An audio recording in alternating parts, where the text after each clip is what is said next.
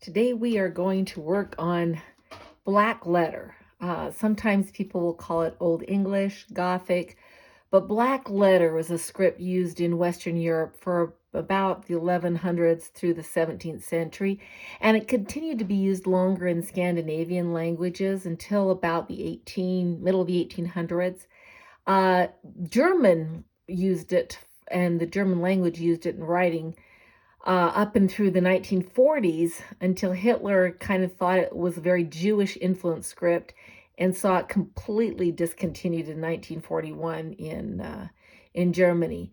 Blackletter kind of morphed from Carolinian minuscules and stuff, and it's got a lot of different terms. Gothic because it kind of has like these Gothic arches that go up that. Old English because it continued on in Old English for quite a while. And then you've got the Blackletter, and under Blackletter there's textura, rotunda, bastard, fracture, and a lot of different kinds that all have different. Some are a little more round, some are a little more influenced like that. We are going to do the textura, which is the very basic of all the Blackletters. By far the easiest hand we will learn, hardest to perfect, easiest to learn. And you will see people say it to write it between 35 all the way up to a 50. I generally just keep it at about a 45 there, that angle like that. But anywhere from there. And there's very few strokes. And once you master those strokes, then you can do anything. The first one kind of is just a diamond shape like that. So you're just going to do a diamond shape like that. And then sometimes you've got an elongated diamond where you just pull it through like that. And the thing about the diamonds, and I should probably be doing them down here on the bottom so that I can make sure I'm getting them even. Like that, is that when you take a pencil, you want these all to be like, I should be able to take a pencil and run it through there. So I know that they're all even there on the bottom, and I smeared these. And the elongated one, it goes from the bottom to the top on that side like that. And obviously I've smeared it in that one. I didn't do so well, but kind of just want to practice doing some of these little diamonds along the bottom of your page like that, and just make sure that you get them all even. Start just with these small ones here before you try the elongated one. In fact, you don't even need to do the elongated ones until a little bit later. There. And then we'll couple those with some downstrokes. Now the downstrokes, because you're writing at a 45-degree angle, they're always going to be thick. If I've got my pen on that and I come down, they're going to be thick. And I've written this, sorry, I didn't tell you, this is 5 nib widths, and then 2 for an ascender and 2 for a descender.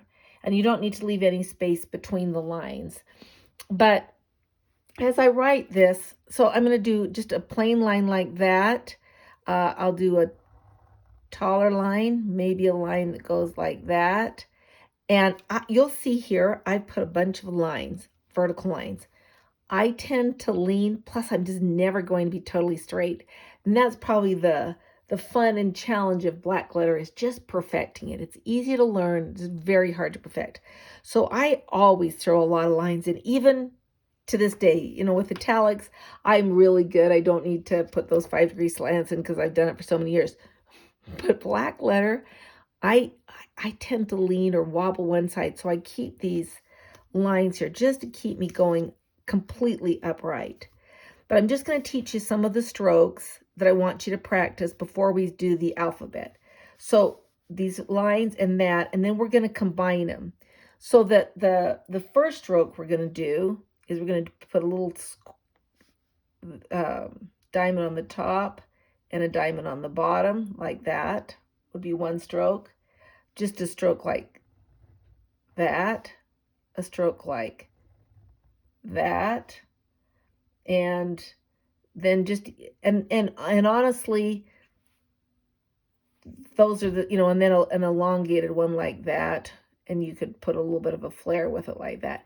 Make up just, I guess I forgot one that goes this direction, like just straight like that down. Those kind of will make up all of our alphabet. So I want you to just practice just doing these basic strokes like that. And believe it or not, these are going to make up the alphabet. And then going across like that. And then these diamond shapes, obviously, you can just practice just doing those diamond shapes like that. But they're all connected to these. And you can see mine's crooked there. But try to keep it as upright as possible like that. So just practice those strokes. Line your paper 2, 5, 2. And again, it's anywhere from a 30 to a 50 that you'll write this hand.